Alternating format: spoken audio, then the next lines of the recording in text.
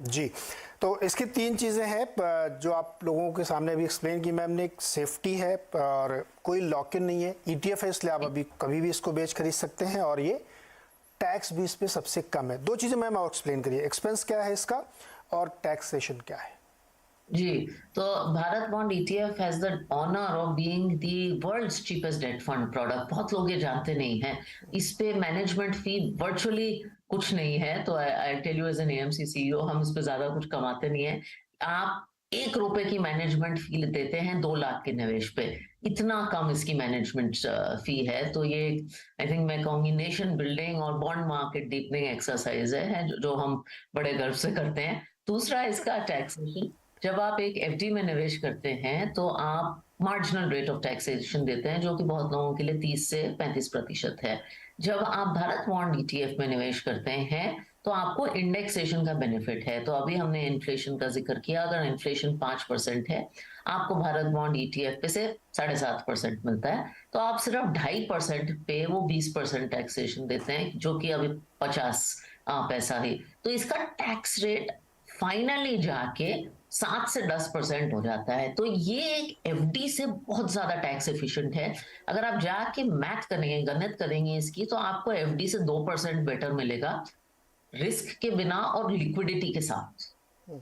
तो ये चूंकि 2 दिसंबर को ये खुलेगा और 8 दिसंबर तक खुला रहेगा, तो आप इसमें निवेश कर सकते हैं। तो अभी ये मतलब आपके लिए भी शायद बताना मुश्किल होगा इस पे क्या रेट ऑफ इंटरेस्ट होगा, लेकिन अंदाजे से मतलब कहाँ बैठेगी, चूंकि रेट ऑफ इंटरेस्ट की ट्रेजेक्टरी हम देख ही रहे हैं। तो एक्चुअली भारत बॉन्ड 4 तो उस टाइम पे आ रहा है जब रेट्स ऑफ इंटरेस्ट काफी हाई हैं। तो निवेशकों के लिए भी एक अच्छे रेट पे लॉक इन करने का मौका मिलेगा। मेरे हिसाब से इसका यील्ड बैठेगा 7.5 और 8% के बीच में। अभी जब मैं आंकड़े देख रही हूँ, नंबर देख रही हूँ, तो 7.65 7.7 दिख रहा है। लेकिन ऑब्वियसली क्लोजर टू लॉन्च हम देखेंगे। लेकिन ये आप अंदाजा लेके चल सकते हैं प्री टैक्स। अच्छा, वो एक पॉलिसी भी है हमारी 7 तारीख को जी उससे भी थोड़ा जी। अंदाजा लगेगा कि रेट ऑफ इंटरेस्ट की दिशा में आएंगे। तो मोटे तौर पे 7.5 से 8 के बीच में कहीं पे हो सकता है, और इस पे इंडेक्सेशन का आपको फ़ायदा मिलेगा। और आपको अगर इसमें फुल मैच्योरिटी रखेंगे तो सबसे ज़्यादा फ़ायदा है। जी, इसमें ना ये शॉर्ट टर्म नहीं है, तो इसको लिक्विड फंड की तरह ना यूज करें। क्योंकि बीच में अगर से आप टारगेट मैच्योरिटी ईटीएफ या बॉन्ड में तब पैसे कमाते हैं, वो जो मैंने रेट बताया, जब आप मैच्योरिटी तक होल्ड करते हैं, जो कि 2033 है। अगर आप बीच में ऐसे निकालेंगे तो मैं आपको वो अश्योरेंस नहीं दे पाऊंगी। बीच में इंटरेस्ट रेट ऊपर नीचे जाते रहते हैं, जैसे कि हमने देखा, तो मार्क टू मार्केट होगा, एनएवी फ्लक्चुएट करेगा। तो ये शॉर्ट टर्म निवेशकों के लिए नहीं। तो अच्छा, इसमें थोड़ा सा रिस्क की बात कर लें। जैसे आपने कहा कि बहुत शॉर्ट टर्म के लिए अगर आप करेंगे तो प्राइस नीचे जाएगा, वो M2M आएगा, तो वो आपको नहीं होगा। एक तो ये रिस्क हो गया, और इसमें क्या रिस्क हो सकते हैं? यही एक रिस्क है। देखिए, बॉन्ड इन्वेस्टिंग में 2 तरह के रिस्क होते हैं। एक तो क्रेडिट रिस्क होता है कि आप बुरे कंपनीज को लोन्स दें। यहाँ तो आप वेस्टर्न क्लास कंपनीज को लोन्स दे रहे हैं, तो क्रेडिट रिस्क इसमें है नहीं। दूसरा हम कहते हैं इंटरेस्ट रेट रिस्क होता है। अब इंटरेस्ट रेट रिस्क कैसा होता है, मैं समझाना चाहूंगी कि इंटरेस्ट रेट बाजार में ऊपर जाते हैं तो बॉन्ड के प्राइस कम होते हैं, बॉन्ड म्यूचुअल फंड के एनएवी कम होते हैं। अब टारगेट मैच्योरिटी फंड की ये खूबसूरत बात है कि अगर आप उसे पूरे मैच्योरिटी तक होल्ड करें तो आपकी इंटरेस्ट रेट रिस्क कुछ नहीं है।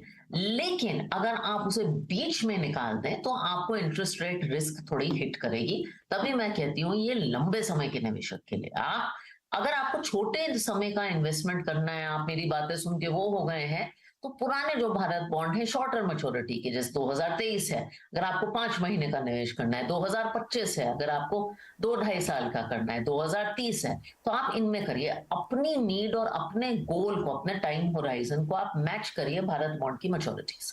अच्छा, जो लोग मान लीजिए 2025 का करना चाहते हैं, उनको क्या रेट ऑफ रिटर्न मिलेगा? ये थोड़ा आप द बेस्ट वे टू, ये 7% प्लस ही होगा।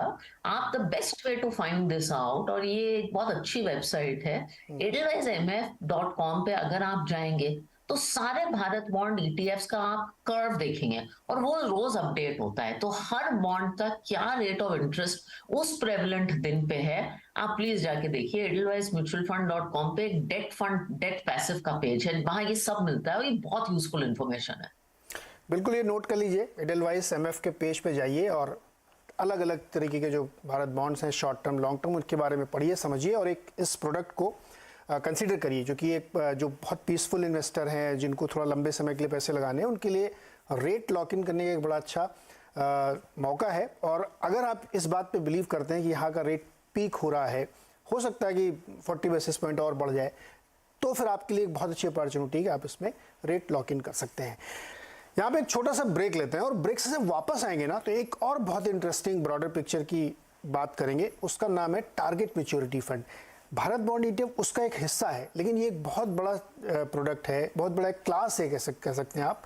उसमें और क्या क्या प्रोडक्ट हो सकते हैं जिस पे आप निवेश कर सकते हैं, इसकी बातचीत करेंगे ब्रेक।